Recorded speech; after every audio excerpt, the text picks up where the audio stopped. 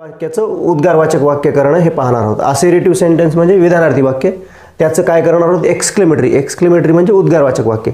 आधी उद्गारवाचक वाक्य कशाला म्हणतात? ज्या वाक्यातून तीव्र आनंद, दुःख, आश्चर्य या भावना व्यक्त केल्या जातील ज्या वाक्याच्या माध्यमातून, त्याला आपण काय म्हणतो? उद्गारवाचक वाक्य. इंग्रजीमध्ये उद्गारवाचक वाक्य कशापासून तयार करतात?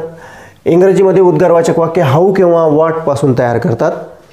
ॲडजेक्टिव्ह किंवा ॲडवर्ब असेल तर हाऊन पासून उद्गारवाचक वाक्य तयार करतात.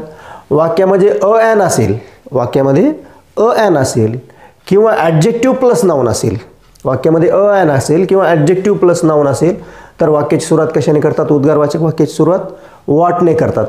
आता आपण पर्टिक्युलरली काय करूया? उदाहरण घेऊया. समजा तो खूप हुशार आहे. He is very clever. तो खूप हुशार आहे. तर याच्यामध्ये आपण